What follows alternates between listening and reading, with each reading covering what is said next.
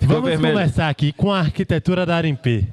Como é que esse ecossistema surgiu? Como é que a gente chegou até aqui? A gente vai contar um pouco da nossa história e também os produtos também que a gente já desenvolveu. E aí, tanto ali da interface, do App White Label e também de todos os produtos aqui que você compõe. E aí a gente vai dar um overview aqui para vocês também entender ali como é que a gente chegou até aqui, quais caminhos ali, quais desafios que a gente chegou e como é que a gente veio traçar esses caminhos. E vamos lá? Boa.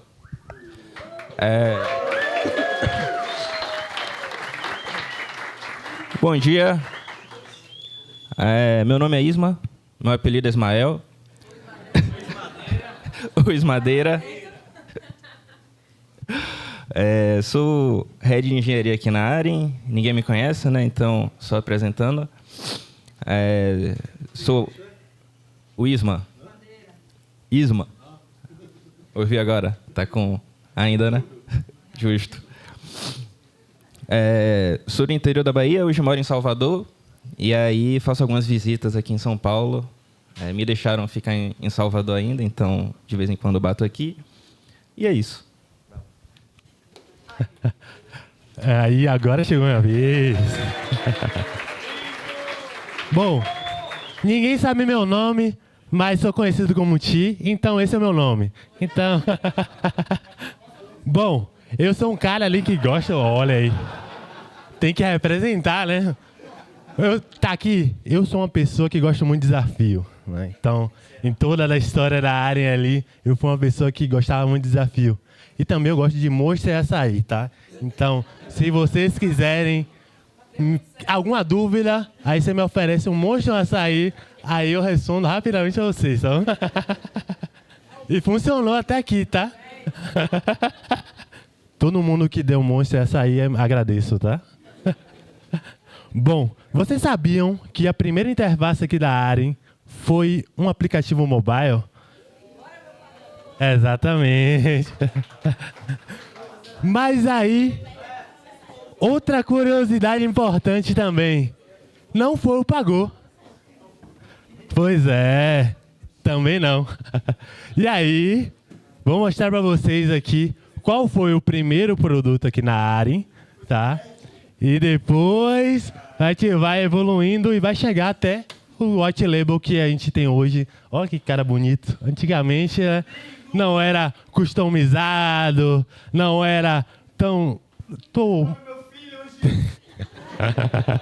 Anjinho participou também na época, né? Bora lá. O produto, tá? Foi uma série de evoluções. O produto não era como ele era hoje. Então, o produto era aí depois, a gente, vamos mudar a rota aqui, vamos seguir para outro caminho, né? Esse caminho aqui parece promissor. E até que a gente chegou ali no denominador comum e chegar no produto que é hoje. O primeiro produto de interface da Aren foi um APOC da CCR. Esse produto era somente para aceitar Pix. Então, gerava cobrança e recebia cobrança. Apenas isso. E um dia a Tice chegou para a gente e falou: eu preciso que a gente desenvolva um produto que receba cobrança através de uma plaquinha e abra a catraca. E aí a gente pensou, como é que a gente faz isso?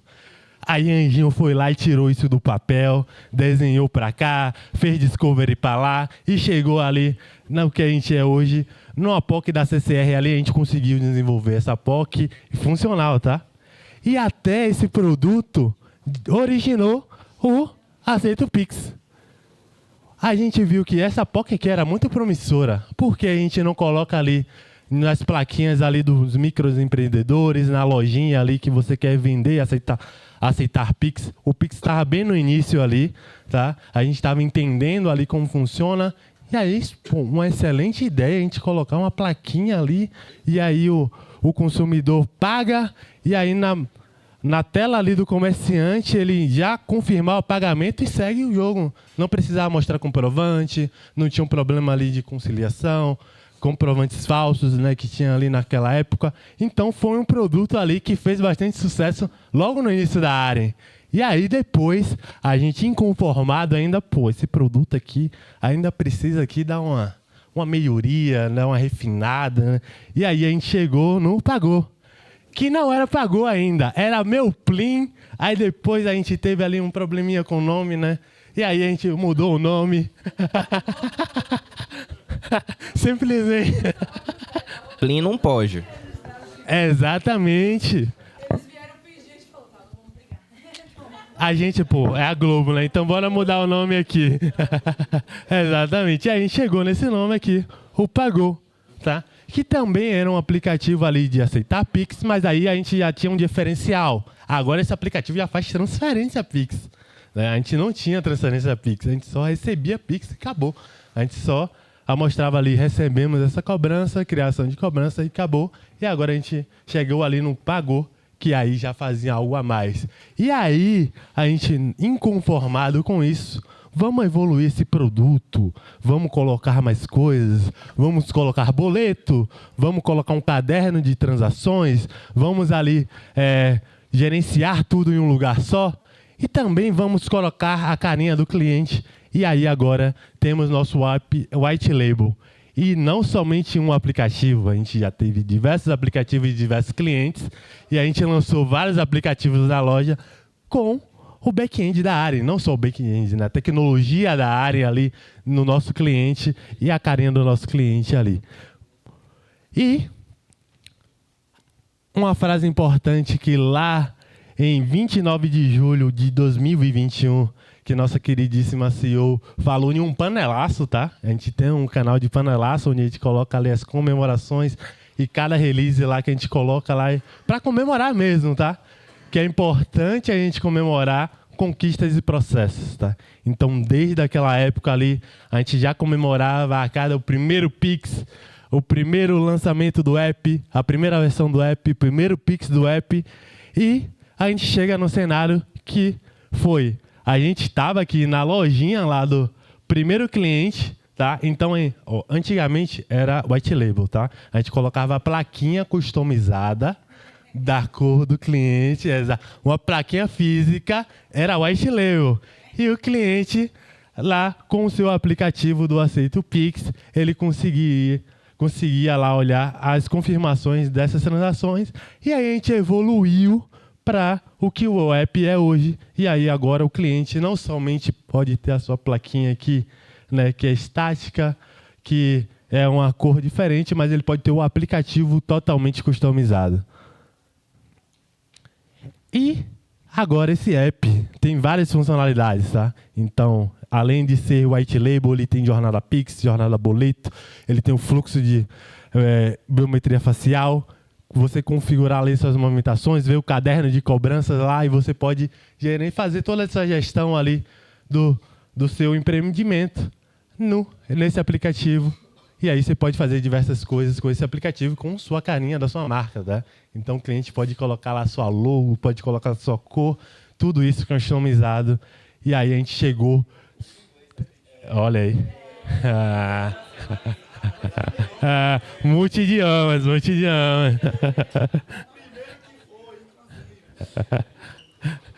E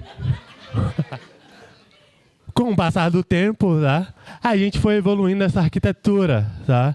E a gente chegou nessa arquitetura atual, onde a gente tem um app white label, onde a gente se conecta ao core, a gente se conecta ao Pix, ao boleto e inúmeras integrações que foi evoluindo conforme o tempo, tá? O app não nasceu cheio de funcionalidades. A gente foi evoluindo conforme o tempo. A gente foi plugando novas integrações conforme o tempo e a gente foi evoluindo o nosso app, foi customizando e chegamos nessa arquitetura. E temos essas tecnologias também, tá? As tecnologias também não foram todas essas logo no início, tá? A gente foi aprimorando, a gente foi entendendo a usabilidade, a gente foi entendendo ali o nosso cliente, e a gente foi anotando novas tecnologias, a gente foi mudando de rota ali em determinados contextos. Aí, inclusive, a gente teve a feira na madrugada no meio do caminho, aí a gente teve que bom, como é que a gente vai vender para os microempreendedores da Feira da Madrugada? E aí a gente foi lá e pensou em uma forma, e a gente foi incrementando a nossa tecnologia, e a gente foi utilizando diversas tecnologias, mais técnicas mesmo, como o Chica falou aqui, que a gente foi pensando no como, né? O produto chegava lá, temos isso aqui, esse desafio aqui para fazer. E aí, o time de tecnologia tinha que pensar em algo ou uma tecnologia que satisfaça, e aí a gente chegou ao uso dessas todas essas tecnologias aqui. E aí, a gente chega na nossa querida interface. Inclusive, a nossa interface não era assim tão bonita, né? Não era assim tão vistosa, não era tão espaçosa. E aí eu vou contar um pouquinho também da história dessa interface, né? Inclusive tem uma história muito grande ali. Bica ama essa interface, mas a gente vai contar também um pouco como é que a gente chegou nessa ideia dessa interface, o que a gente teve que desenvolver, a quebra-cabeça que a gente teve também para chegar nesse Lego, e a gente conseguiu essa interface, tá? Bom, ao longo do tempo, essa interface evoluiu conforme ali as necessidades, tá? Então, o produto chegava lá, quero um lugar que gerencie tudo, que tinha múltiplos filtros, que seja performático, que faça isso, que faça aquilo, que dê cambalhota. Meu Deus. E em 20 dias. Exatamente. Como é que a gente vai se desdobrar? Como é que a gente vai fazer isso, tá? De uma maneira tão rápida assim. Mas antes disso, como é que o produto chegou nessa ideia, tá? Então, houve diversos discoveries para a gente chegar no Frank. O Frank, né? O nosso conhecido era a interface do Omni, tá? Omni foi o nosso primeiro produto de gateway de pagamento, tá? Onde ele oferecia o Pix. Antes, a CCR, né, o Aceito Pix também era conectado a ele, né, que fornecia ali o Pix. E aí a gente teve que fazer uma interface para ele. Chegou em um momento que a gente foi evoluindo essa interface. Evoluiu. Chegou em um momento que a interface não tinha mais espaço para lugar nenhum, não tinha como colocar informação. Lá eu gritando de um lado, não cabe, Bica, não cabe. Assim ele ganhou o nome de Frank. Carinhosamente chamado de Frankenstein. Exatamente. E aí surgiu, né? Bom, esse apelido carinhoso chamado de Frank ali, onde o produto tinha novas ideias, mas só que não tinha onde colocar, e a designer lá, Mila, sabe muito bem disso, como é que ajusta aqui, como é que a gente vai pensar em usabilidade. E aí chegou um momento que realmente não dava para evoluir mais a interface, nem para cima, nem para baixo, né? E aí a gente foi evoluindo, conforme o tempo em paralelo a isso, o pessoal já estava desenvolvendo o Core, e aí a gente foi lá e estava desenvolvendo lá a interface do Core, lá mais bonitinha, com o anjinho lá como PM, seguindo lá essa frente. E aí a gente foi desenvolvendo. Essa interface era somente ali para a gestão de contas, ali, gestor do Core. Então era conectado ali no direto ao nosso Core Bank.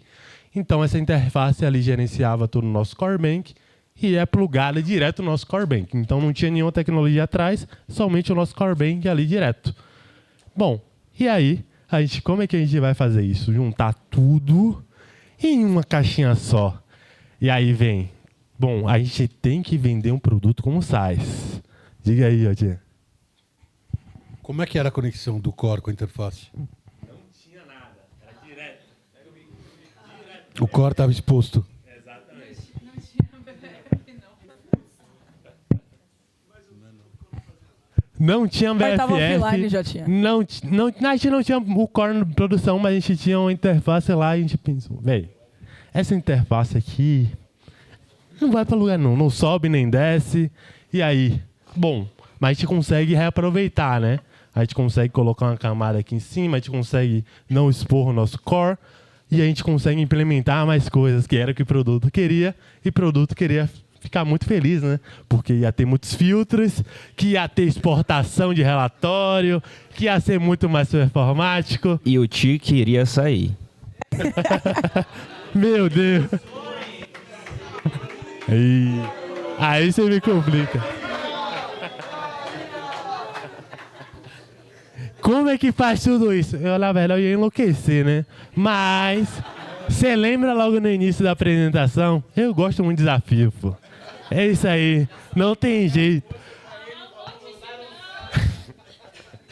Cara, tem que falar não também, né? Calma lá.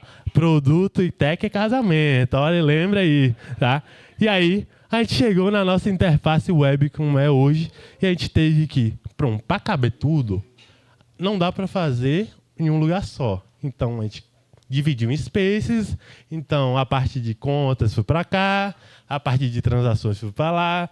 Então, o produto queria colocar tudo em um só.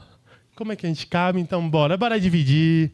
Aí a PD ficou feliz, o produto ficou feliz, e aí a gente chegou em uma interface ali que a gente conseguiu trazer também novos clientes. Tá? Essa interface aí foi muito importante para trazer nossos clientes e também um case de sucesso daqui da área. Tá?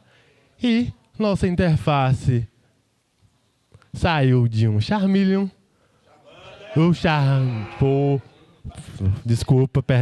Charmander, para se tornar um Charizard, que era o nosso Omni, era assim, tá? Era aqui a visão geral. A parte de gestão de cobrança, que era a parte mais complicada de mexer, né? Que a gente não tinha mais espaço, que a gente não tinha mais coisas para colocar em tela.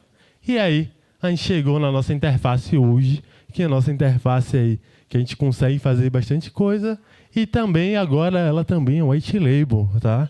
Então, nossa interface...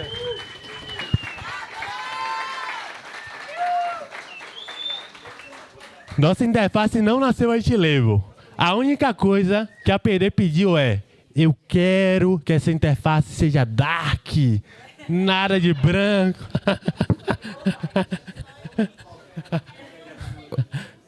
E aí os devs front ficaram felizes, né? Dark, eita! Aí, pô.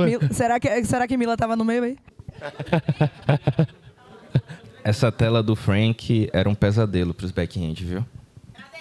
Imagine isso aqui. Acho que era pra todo mundo. Design desenhar essa tela. O back-end no banco direto lá do Omni, então tinha uma API, né? Mas a gente consultava a camada quente, né? Então não tinha ali uma réplica de leitura. Então, como é que a gente monta um gráfico desse? Que produto queria? E também as PDs conseguissem customizar. E até que dizia, não dá. Tá lento. Não vamos conseguir chegar. Aí a gente vai diminuindo o filtro, vai reajustando ali. E aí chegou um momento que a gente teve que ir para outro nível e a gente conseguiu chegar na interface. E a gente teve que criar uma réplica de leitura e agora a gente tem ali uma maior performance para a nossa interface. Tá? E hoje a gente tem inúmeras funcionalidades, tanto de white label, transactions. Essa transaction aqui foi... Yuri sabe ali. O quanto... O primeiro filho de Yuri. A jornada Pix completa, tá? Então, tanto ali criação de cobrança, tanto ali transferência e o a mais, que é o fluxo de transferência Pix em lote. Então, tudo que o Omni tinha, a gente já tinha que puxar para cá e depois a gente teve que acrescentar novas funcionalidades para que essa interface também seja um SaaS, né? Que é o sonho de produto. Bom, e aí a gente teve boletos, o gestor de usuários, alçadas, assinaturas, a mesa de KYC, inclusive a nossa mesa hoje, que faz todas as análises de KYC de abertura de conta do Core, utiliza a nossa interface, que é uma interface do back-office, mas a gente tem o uso da mesa também. O Pix em Lote, transferências e saques, então a gente tem ali a transferência tanto para a chave Pix, tanto a transferência para o domicílio bancário. Tá? E a gente também tem link de pagamento, então a gente tem link de pagamento para Pix, para boleto e Bolepix. Onboard, a gente tem ali, você pode criar contas pela interface, então a gente tem um fluxo de criação de contas pela interface, todo o histórico de uso de usuários, então a gente tem todas as ações do usuário ali, a gente pode mapear e rastrear tudo que o usuário fez dentro da interface e o nosso queridíssimo relatórios ali de toda a interface, tá? Tanto de accounts, tanto de transactions, então a gente consegue... O cliente consegue exportar esses relatórios ali e ele consegue fazer sua gestão e conciliações. O tão sonhado relatório ali que a gente tinha diversos problemas com isso. Botão, Yuri. E produto de diesel é só um botão. Isso é no último dia do NCT, gente. Tá contando rápido. Faltando horas pra gente bater o NCT, o time no huddle virando... Quem é que tava no huddle? Eu não lembro. Mas era Yuri que tava com essa última task. Todo o time da Que era fazer a Guase. exportação. Tava Via Cris, acho que Mila, tava, enfim, era Guase, né? Mas a Carlos estava junto. Carolzinha, enfim, Zé. E aí, alguém do time soltou pra Yuri. Pô, Yuri, sobe logo esse negócio, é só um botão. Rapaz. Exposed. Eles lá fazendo exportação assíncrona, Elasticsearch, vai e volta. É só um botão, rapaz, Yuri. É um ponto. Era meia-noite, o último dia de NCT. E a gente tinha que fazer esse relatório assíncrono funcionar. Era o último que Então, faltava. apertava no botão e aí a gente tinha que ir na API, gerar o relatório e voltar com a API, mandar uma notificação WebSocket para mostrar na tela de volta. Então era só um botão, né? No final era só um botão. Bom, e aí a gente chegou nessa arquitetura atual, tá? Integrando ali diversos produtos do Core. Então a gente tem diversos produtos aqui do Core, onde a interface ali se comunica. Então tanto Pix, tanto boleto, tanto de limites, tanto o de assinaturas, o tanto de aprovações, o Gatekeeper, que é nossa de autenticação, o centralizador, a API de Dix, domicílio bancário, e faltou ali o do Pix Inlot também. Então a gente tem diversas APIs ali que a nossa interface web se conecta. E, para também chegar nessa interface, a gente foi também incrementando novas tecnologias. A gente começou ali, logo no início, com algumas tecnologias, a gente foi incrementando, tá? Uma das tecnologias importantes de citar, que deu essa capacidade ali de filtros, de exportação ali, sem onerar base, foi o Elasticsearch, que foi uma decisão ali que a gente tomou para a gente facilitar e também ter performances na nossa consulta. Então, nossa listagem antigamente lá no Omni era muito lenta. Para fazer uma listagem, para fazer um filtro, era muito lento também. Por se conectar direto ao nosso banco de dados ali, de transações, a gente fez uma réplica de leitura utilizando o Elasticsearch, que era um banco mesmo robusto para a gente suportar toda essa listagem, todos esses filtros. Inclusive, essa listagem tem mais de 15 filtros, tá? Pois é. Para sustentar, aí a gente teve que utilizar um banco robusto que sustentasse nossa operação. E aí a gente adotou diversas tecnologias também para que essa interface funcione, tá, como é hoje. Vamos falar um pouquinho do nosso Core Banking. Só que aí tem uma... acho importante a gente falar um pouco do Omni. Tem um momento que eu coloquei uma linha do tempo e aí eu não coloquei o Omni propositalmente, mas acho que faz sentido falar. O Omni foi o primeiro serviço da Arin, de fato. Então, passou um gateway de pagamento especializado em Pix. Inclusive, estamos aqui hoje por causa dele, né? O Next se apaixonou por ele, o Bradesco... Ele está vivo. Tá vivo até hoje, inclusive. Tô doido para matar, mas Gustavo não me ajuda. E aí, o Omni, a partir do Omni, a gente teve diversos aprendizados. Primeiro, o produto, então, é escrito em português. A gente não usava inglês no back-end, era português de fato. Então, era comum você ter objetos, listagem de cobranças, tinha uma classe Pix recebido, enfim. E aí, a gente teve diversos aprendizados, que aí eu vou falar um pouco aqui na parte de Pix também, mas só para dar esse disclaimer dele. Mas então, vocês já brincaram de Lego? Conhecem? Pois é. Na Semana Turbo, a gente, com as lideranças, a Tícia, ela trouxe o BHAG da Arin. Não sei se vocês conhecem o BHAG. Eu não lembrava também. Que é ser um motor global de serviços financeiros embarcados com apenas um clique. Essa é a meta. E aí o Smart Core, em sua concepção, é realmente ser grandes blocos que o cliente poderia pegar e montar esses blocos de acordo com sua necessidade. Por isso, um Lego. Nisso, a gente teve algumas premissas lá no começo. A primeira é, poderia ser um serviço on-premise. Então, a gente não imaginava... Na verdade, a gente já esperava que existiriam clientes que não iam querer rodar o nosso core na nossa tecnologia, em nossa infraestrutura, né, no caso. Ele ia querer puxar isso e rodar na infra dele. Então, era uma possibilidade. Tinha que ser modular, obviamente, né? Então, a gente podia ter um cliente já que queria usar contas, um cliente bem que só queria usar tarifas, e aí a gente tinha que conseguir fazer isso funcionar de alguma forma. E aí, por consequência do on-premise, ele tinha que ser independente de tecnologia. E aí, a partir disso, a gente tomou 2 decisões que nos assombram até hoje. A primeira é o uso do Keycloak, e aí eu vou falar um pouco disso, e o KrakenG que a gente já está matando.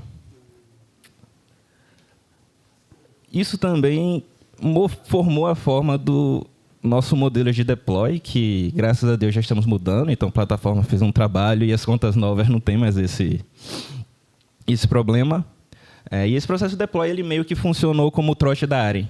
Então, todo mundo que chegava, que tinha que fazer uma API nova, caía nisso aqui. A gente tinha que explicar todo o processo, mostrar como funciona, etc., porque sempre dava problema. E aí, como é o rolê, né? É uma pasta no GitLab, é um repositório, que você tem pasta por ambiente, então aqui dev, main, sandbox.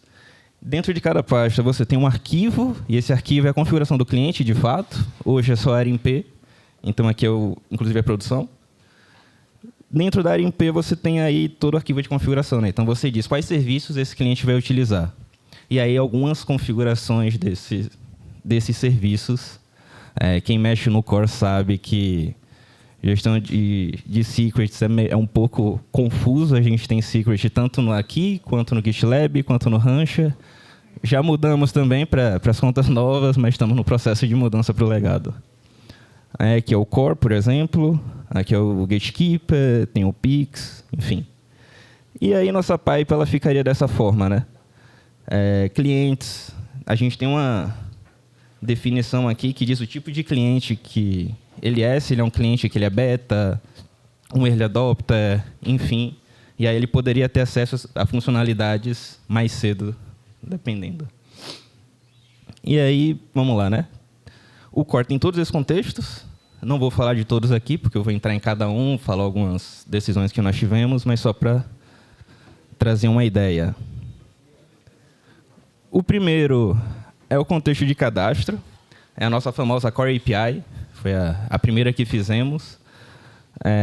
No início, ela era responsável apenas por pessoas, contas e movimentações. E aí, quando eu digo movimentações, é validação de saldo, extrato, toda essa parte também. Não existia parceiro naquele momento. Então, hoje a gente tem uma separação de clientes que não existia naquela época. Justamente porque a ideia era que o cliente fosse literalmente tech, né? Ele usaria o nosso core bancário de fato. Chegou um momento que a gente percebeu que esse cliente provavelmente teria clientes também, e aí ele provavelmente gostaria de agrupar esses clientes de alguma forma. E aí por isso a gente fez o conceito de parceiro. Então, parceiro é o macro, a gente tem pessoas dentro desse parceiro, e essas pessoas elas têm contas que têm movimentações. Foi aqui também que a gente começou o nosso QAC, só que ele não tinha esse nome na época, era requisitos. Um negócio extremamente complexo de se configurar e que deu muito problema mais para frente, eu vou falar especificamente também disso. E aí, em algum momento, a gente lembrou que provavelmente essas pessoas precisariam ter documentos, precisaria ter um endereço, precisaria ter tipos de conta, trabalhar com contas recipientes, etc. E a gente foi incrementando com o tempo. Depois dele, a gente tem o famoso Gatekeeper. Quem se autentica no core conhece muito ele. Esse serviço é uma maldição. E aí ele foi criado pela simples pergunta: e se um dia a gente quiser vender autenticação? Uma boa, né? E aí a gente usou ele para abstrair o Keycloak. E não, isso não foi conversado com o produto, tá? Então, isso aí a gente não pode... Nem consome muita memória, nem um pouco. Pois é. O Keycloak é uma ferramenta open source, não sei se todos vocês conhecem. Então, a gente embarca ela em nossa infra, a gente sobe. E a gente que teria, teoricamente, que tem que fazer tudo. Dar manutenção, atualizar, etc. Enfim, o Keycloak do Core tem umas 20 versões atrás. E está firme e forte até hoje. Como eu disse, a ideia é ter o acesso tech. Então, a gente não tem granularização. Eu quero criar um usuário para conta do parceiro X. Não dá. Quem tem acesso no Keycloak tem acesso a tudo. Então, a gente já está revendo isso. Sabemos que está no roadmap do time. A IW, nossa IW, ela começou usando o nosso Keycloak. Então, a gente tinha tanto usuários da IW quanto usuários do Core, de fato, utilizando o mesmo Keycloak. Não deu muito certo. Em determinado momento, fizemos essa separação. A IW teve a grande ideia de fazer um fork disso aqui e levar para ela. Só que agora eles já estão migrando para o Cognito, ou já migraram. Boa! Boa, viu? Espertíssima! Pega aí, parabéns!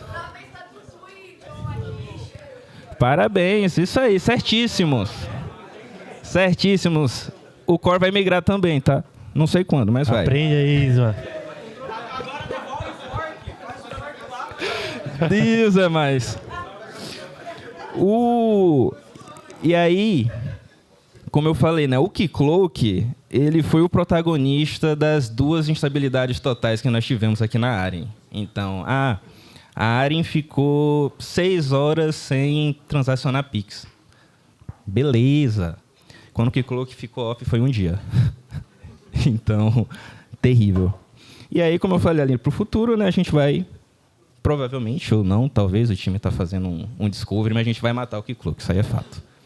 E aí devemos migrar também para o Cognito. O terceiro que nós fizemos foi tarifas. E aí o tarifas, ele tinha a necessidade de ser independente.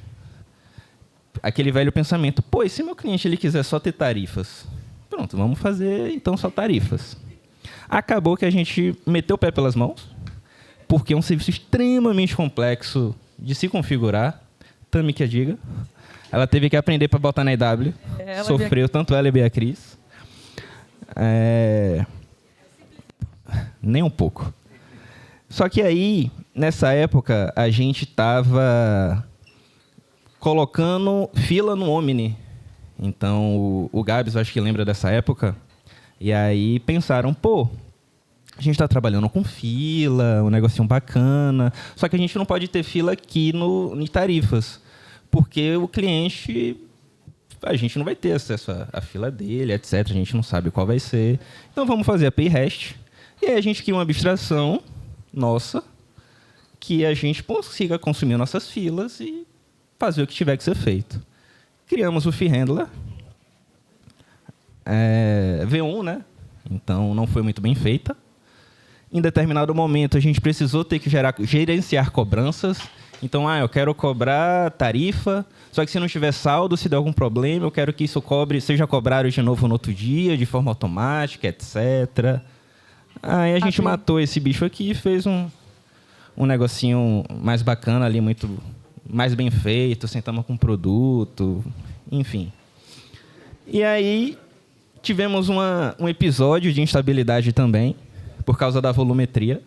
E aí, explicando para vocês, né? A gente tem uma forma de cobrança de tarifa que é por volumetria, que a volumetria do cliente no mês anterior diz quanto a gente cobra no mês atual. E aí a gente teve a grande ideia de calcular a volumetria dinamicamente toda vez que uma tarifa ia ser cobrada. Então, um get, uma listagem lá na tabela. E aí você pensa o seguinte, eu tenho um cliente que ele fez 30 milhões de transações no mês passado. Eu vou calcular isso toda vez que eu faço uma tarifa hoje, né? Não deu certo. Refatoramos, extraímos, etc. Melhoramos esse serviço e aí agora ele está bacana. E aí aqui, a linha do tempo que eu falei, né? Só para vocês terem uma dimensão de tempo. O Core, nós criamos o repositório em fevereiro de 21. O Gatekeeper ele foi feito em junho de 21. Tarifas foi em dezembro de 21. Isso o Omni ainda estava muito forte. A gente estava criando coisas. Os clientes usavam o Omni. Então, até esse momento, isso aqui não foi para produção ainda. Mas já estava sendo desenvolvido. Tá. Então, tudo é desenvolvido, dev sandbox, mas a gente não tinha cliente usando em produção. O Pix indireto, o repositório foi criado em abril de 22. Então, quase um ano de diferença. E aí, trazendo aqui, o Pix foi para produção em dezembro. E aí, de fato, foi quando tudo isso aqui começou a ser utilizado em produção. E o que é que isso traz, né? A gente teve toda uma consolidação de padrões no Pix. Tudo que a gente aprendeu no Omni, no Omni a gente usava DDD com domínio anêmico. Então, as classes não tinham nada, a regra de negócio ficava dentro dos serviços. A partir do Pix isso mudou, a gente começou a trazer regra de negócio para dentro dos contextos de classe. A gente começou a usar mais o Solid, filas já eram mais comuns, a gente já começava a pensar nisso.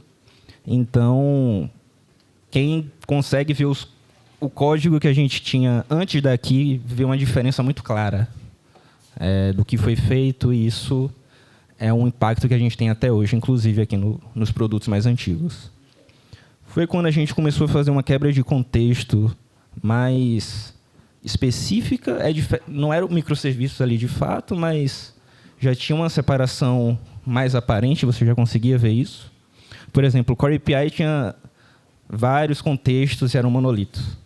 A gente teve a boa ideia de já separar autenticação e tarifas, mas, por exemplo, tarifas, a parte de Billing Manager veio muito depois. Então, por isso que não está tão agrupado ainda. O Pix, a gente tinha um contexto de transacional, de DICT, de infrações, e já está bem separado por causa disso. Só que aqui a gente teve a seguinte ideia. A gente não vai gerenciar status de transação. O que é que a gente vai fazer? A gente só insere no banco. E isso a gente usando o Cockroach, tá? O que acabou que hoje a tabela de transações é a maior tabela da área. Quantos teras, King? Lembra? Bertelli? Isso. Pois é. Absurdo. Só usamos isso no Pix, tá? Não, nenhum mais outro usa isso.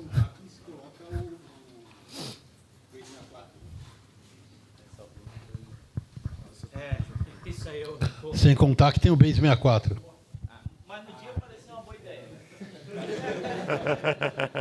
Você pode me explicar como é que pareceu uma boa ideia, por favor?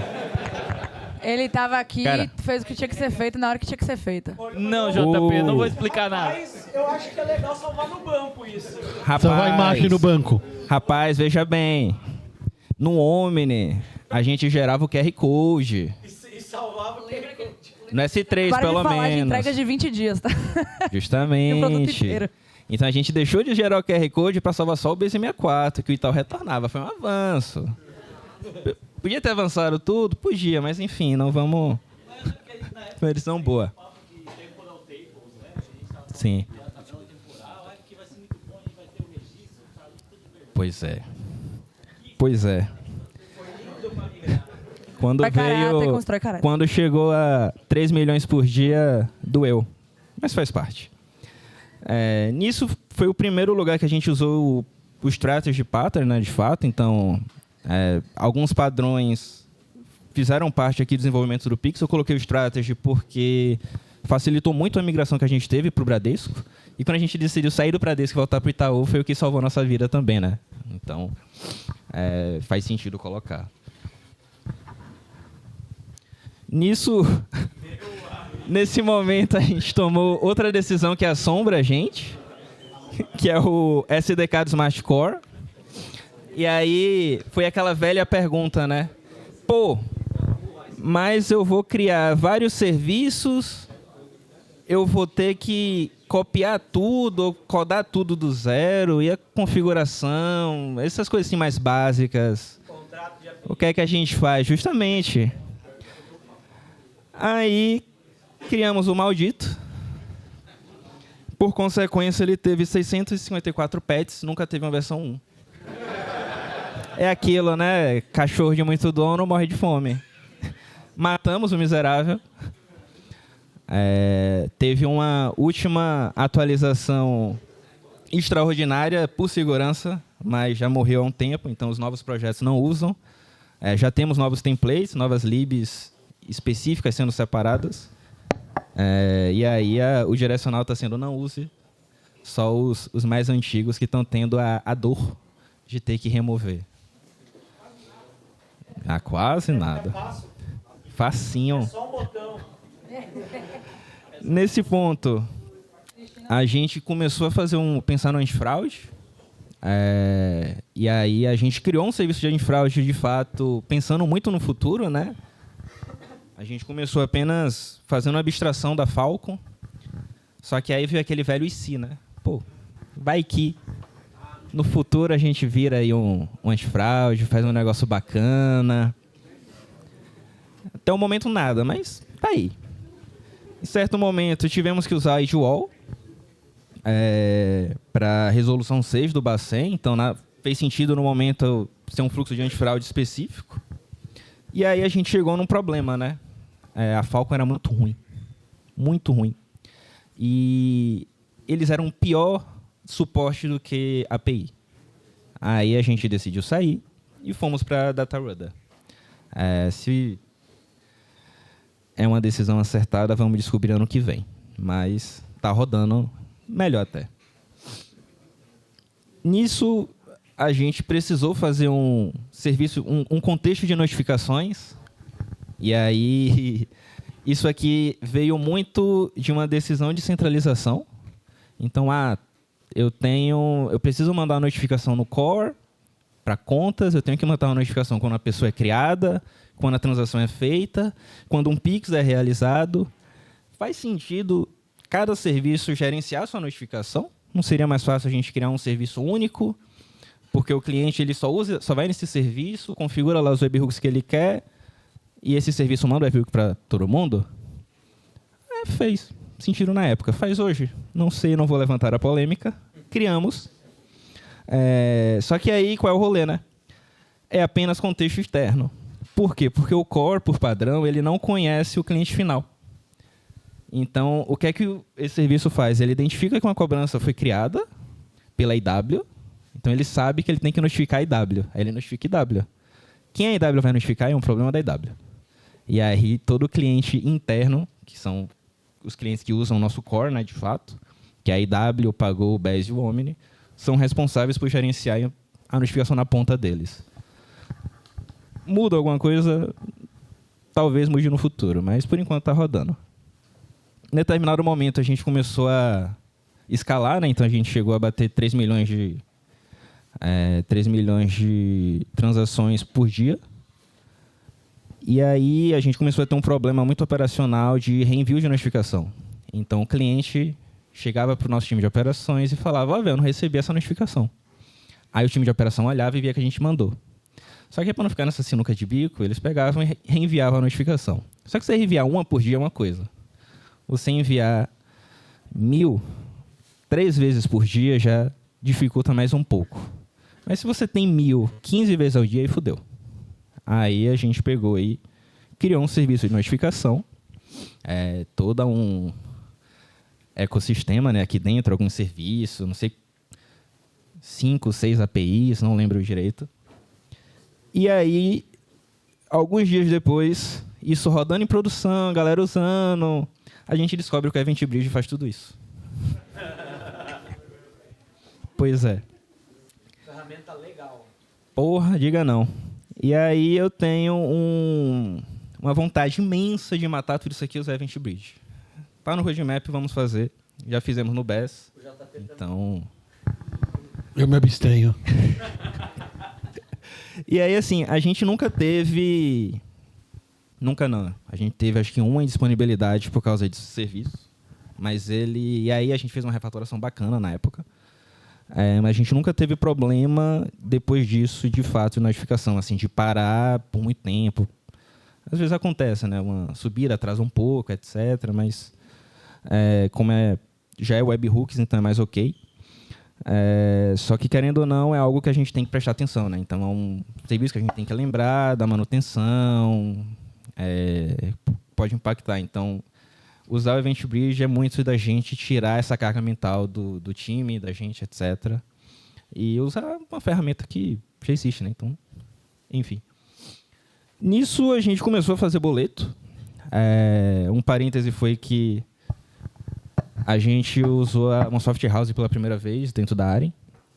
E aí aqui a gente já teve algumas decisões diferentes, né? Por exemplo, o Pix, a gente tem um serviço do transacional, que é recebimento e pagamento. Em boleto já é separado. A gente já tem um serviço específico para recebimento, um específico para pagamento. A gente começou usando o Shop Fácil. Para o recebimento específico, o pagamento sempre usou o Bradescão direto. O time de boleto sofre por causa disso. Começou a sofrer mais quando a gente teve que sair da Shop Fácil e vir para o Bradescão para emissão também, né? Agora sofre em dobro, mas faz parte. É o primeiro serviço aqui da IP que a gente vai fechar a migração de conta. Alô, Bertelli. Público, viu? É o primeiro que a gente vai fechar. É uma vitória. A gente está aí querendo sair da conta legada AWS. E fizemos todas as POCs, etc. Aí vai ajudar bastante. Depois dele, eu acho que talvez facilite para a gente começar a migrar os outros. Fizemos limites. E aí aqui pensei no seguinte. O Pix foi para produção. Estamos rodando. A gente não validava limites. Então era muito ali como é que eu posso dizer? Na confiança. Pois é, confia. Ficamos com medo. E aí puxamos o regulatório. Temos que fazer, precisamos fazer. Temos que fazer um sprint. Fizemos. Deu bom? Então, deu. Mas não bota volume. 3.000 por dia ele trava. Aí o que é que a gente faz? Desativa para aquele cliente. Acho que o medo volta depois, né? Mas enfim. Performance não foi o forte. Vamos refazer. Precisa. Nisso, que o AC, nosso maravilhoso, como eu falei, né, ele rodava no core, uma coisa simples, nunca foi testado em produção, então ninguém sabia se dava para usar de fato. Era uma ideia que ninguém sabia se funcionava. Quando precisou, a gente descobriu que não funcionava. Precisávamos rever e fazer mais coisa. Tivemos a brilhante ideia de fazer o QAC no BAS. E aí era toda uma orquestração maluca entre o BAS e o Core e o BAS, que, como vocês imaginam, não deu muito certo. Aí vendemos. Galera, a gente precisa rever isso aqui e fazer um QAC de verdade, né? Um 2.0, etc. E eu acho que foi uma das vitórias que a gente teve como Progitech, porque a gente conseguiu refatorar de fato todo um serviço, né? Todo um contexto específico. E aí aqui tivemos o QAC 2.0. Biscoito aí pro time que arrasou. A gente levou 3 meses. 3 meses isso para fazer tirar algo que era 2 entidades no core, 2 não, né? Na verdade, eles acharam umas 10 entidades, era uma loucura aquilo ali.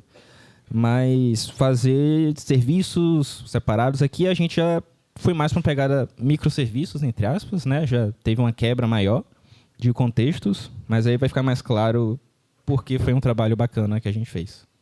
Só que aqui ele ainda era dependente do core, né? Então, por exemplo, ele usava o contexto de pessoas no core, você cadastra uma pessoa no core, passa lá no QAC, o QAC se comunica com o core ali para fazer essa validação. E aí, em determinado momento, chegou a seguinte demanda. Galera, o Bradesco curtiu o nosso QAC, eles querem usar. Mas eles só querem o QAC. Aí, porra, fudeu. Porque ele usa o Hub, ele usa o Core, ele usa o Gatekeeper. Loucura.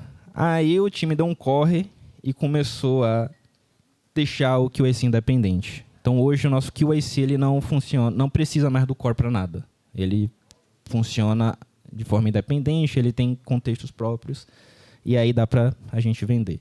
Ainda usa o Gatekeeper, mas mais para frente a gente conversa sobre isso. E aí, aqui a gente teve a criação do nosso contexto de Ledger de fato. E aí, qual foi a primeira coisa que eu tenho para falar para vocês é sobre o Core. O que é o Core? Lembra quando o Ti falou que no Omni a gente tinha uns problemas com carry, com listagem? Pois é. Virou um trauma tão grande, mas tão grande, que se hoje você cogitar tirar o Elastic, a bica te dá um chute. De verdade. Sofreu com performance no Frank. Pois é, era uma briga. Chegou num momento que o casamento estremeceu. Porque vinha... Essa carry de cobranças tá travando, o cliente tá reclamando. Não sei o que, quando vai ver, o cliente tinha 500 cobranças. Aí eu falava, pô, mas não tem como melhorar. Essa carry a gente já subiu o índice, já fez isso, que não sei o que. Aí só o Elastic. Aí a gente foi ver, conhecemos o Elastic nessa linha. E a gente queria botar Elastic. Aí veio a IW, né? O site da IW. A ideia do Elastic no Omni morreu, graças a Deus. Mas aí a gente já pensou na IW com Elastic. Nem dá pra botar o Elastic no Omni. Pois é, não tinha como. Nisso, a réplica de leitura do Core foi... o Core é justamente essa réplica de leitura do Core, né? Então ele recebe ali todas as transações do Core, faz uma certa formatação, salva no Elastic, e a IW consome esse serviço. Hoje, nosso BES também consome o Core, porque Strato não aguentou também puxar a base kit. O mobile também, tá? Bom ponto, valeu, não lembrava. E aí, qual foi o rolê? Como eu disse, o saldo ele ficava ali no nosso Core.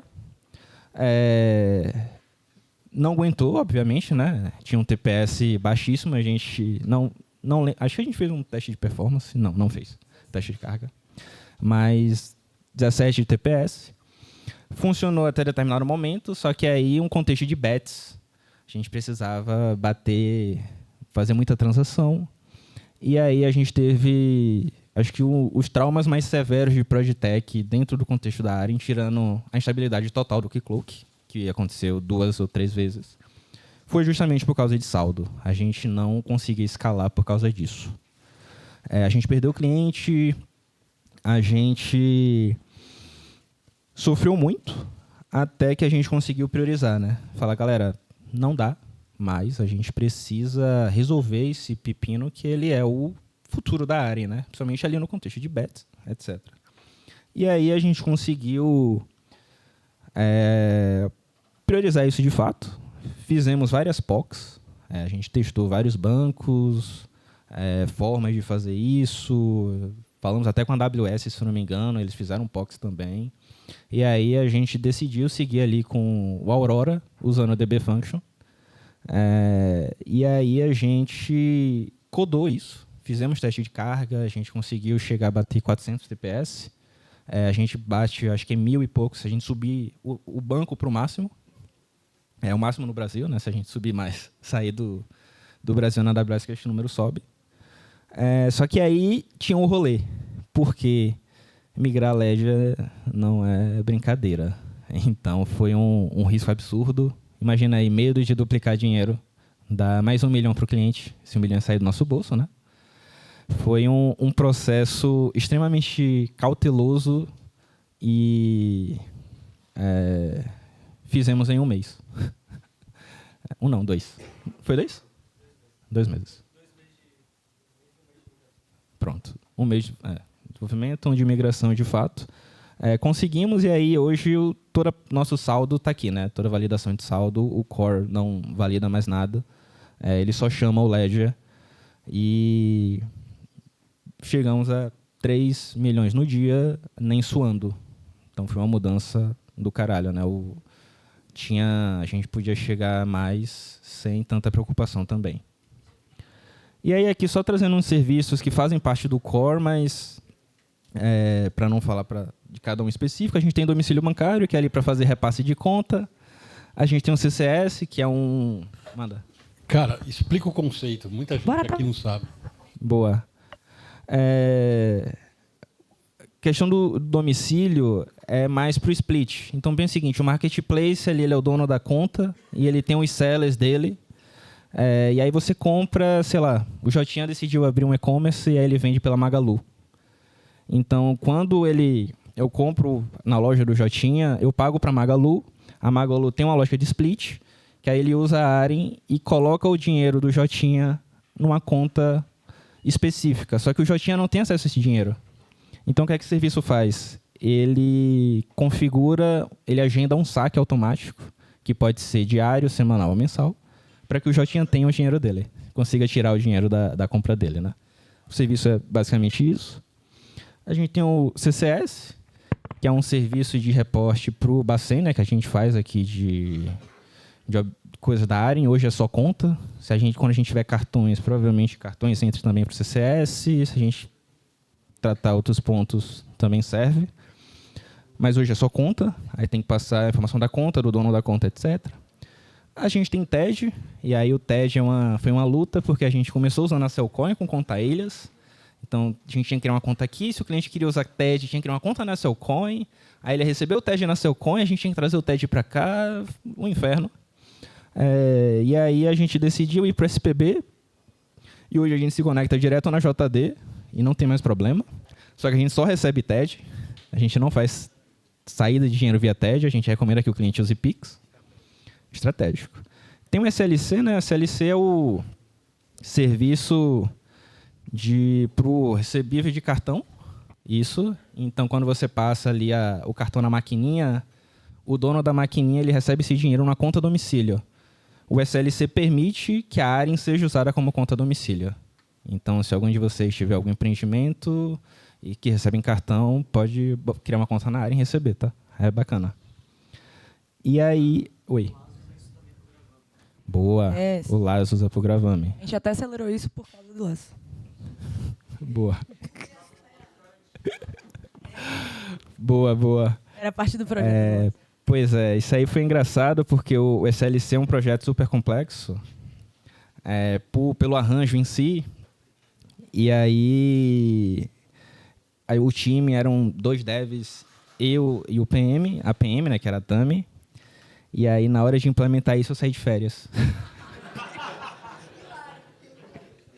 Deu bom, tá? Funcionou. Nesse e momento arrasou. foi TED e SLC, tava comigo, Pois só que eu tive que voltar a CPM ali pra fazer Gravame com o Yuri, e depois veio Firme e o time. E aí, nesse momento, foi tipo, Tami, toma, vai, constrói, Tami pariu com o time em um mês, TED, SLC e CCS. Pois é. Tava, não. Foi num timing perfeito. O prazo do SLC era abril, o Lai só foi usar em junho. Foi junho? Sucesso. Mas é porque era o tempo da entrega do projeto do Lais, né? O Lais foi um projeto, né? Foi um cheque do Bradesco. Então a gente ia ali para entregar tudo até X dias, né? Até abril. Boa. E aí eu coloquei aqui uma menção honrosa ao contexto de emissão de cartão. Para quem não sabe, a gente tem todo um fluxo para emissão de cartão. Biscoito aí pro Eri e pro Ti. A gente usava um fornecedor. Nós construímos tudo. E aí aqui o biscoito é porque já mudou completamente o modelo de arquitetura que a gente tinha. Então o pessoal vai falar aí dos desafios que a gente teve. Foi um refinamento de cartões, porque é aqui que a gente começou a usar de fato Lambda, AWS, microserviços de fato. Hoje não usamos, mas provavelmente voltemos a usar no futuro quando a gente tiver um novo fornecedor.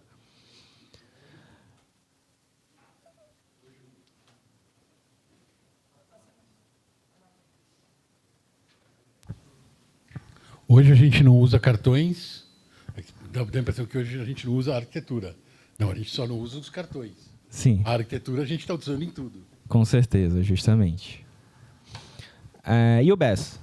E aí, o BES, como eu falei, né, a ideia do Core no início era realmente ser usado como tecnologia. Você não ia ter clientes do Core de fato. E aí, o BES foi justamente a área se me perguntando: porra, eu tô criando um negócio aqui do caralho, eu não vou usar? Eu virei IP para ser direto, eu não vou usar meu negócio? Não, vamos assim. E aí o BES é justamente a produtização do nosso core. Então ele tem uma autenticação própria, você tem clientes do BES, aí você cria esses clientes do BES, e o BES é um cliente da Aren. Isso dá um pouco de confusão, mas funciona bem. E aí os nossos clientes, eles são parceiros aqui dentro da área. Então, se um dia vocês tiverem a oportunidade de ver a tabela de parceiros, vocês vão ver lá todos os clientes que já foram clientes da área e os que são. Esses parceiros, eles têm pessoas aqui dentro e eles conseguem usar nosso core, claro, com nossas regras, ao nosso QAC, a gente define tudo. Para clientes tech, o cliente tech ele tem essa autonomia de definir as regras que ele quer. Em contrapartida, ele vai ter que construir o BES dele. Então, o que muda é isso. O BES é nosso, é da Aren. Ele não é um produto da Aren, ele é só a forma que a Aren produtiza o próprio core. Aqui são as tecnologias, né, que a gente usa, não estão todas. Coloquei só algumas. Menção honrosa ao Keycloak e o KrakenD, que foram as duas que eu falei lá na frente. O KrakenD a gente já está matando, então o BES não usa mais KrakenD, já usa o API Gateway da AWS. O Core a gente está num processo de matar também. O Keycloak a gente também já não usa o Keycloak como default no BES, a gente está nesse processo de migração. O padrão já é o Cognito. No Core a gente vai ter esse trabalho também aí de migrar. E aqui tem outras tecnologias, né? E aí aqui vocês já viram a diferença. Como eu falei, que a premissa era a gente ter uma independência tecnológica de cloud, de fato. Porque se o cliente da Aren estivesse na Azure, ele usaria a Aren de qualquer forma. Mas se o cliente estiver na AWS, foda-se, ele vai usar do mesmo jeito também, porque a gente não está preso a nenhuma das duas. Hoje a gente chutou o balde e está dentro da AWS de fato. Por isso que dá até para ver bastante tecnologia. Aqui é um pouco da arquitetura. Não sei se dá para ver muito bem, mas só para vocês terem uma ideia a nível de contexto. Aqui é o BES na frente, né? Então, o BES ele fala com cada contexto específico. Então, o Pix tem um BES específico para ele, o boleto tem um BES específico para ele, o TED tem um BES específico para ele, e o time responsável por aquele contexto cuida do seu BES. Então, o time de Payments é responsável pelo BES de Payments, o time do Core é responsável pelo BES do Core, e por aí vai. Aqui a gente é o que a gente chama de pagamentos, né, que são todos esses serviços de Pix, boleto, TED, SLC. A gente tem os serviços de Core Banking aqui embaixo, que é o Core de fato, né, gestão de pessoas, conta parceiro, Ledger, notificações, limite, antifraude, etc. E aqui a gente tem o QAC, que hoje é o Core que toma conta, mas é um contexto separado também com seus microserviços que poderiam virar outros microserviços, enfim, etc. E aí por isso que eu disse que foi um trabalho bacana aí que o time fez, né? Porque não era só um serviço, ele realmente poderia virar uma torre própria. E é isso. Valeu. Uhul!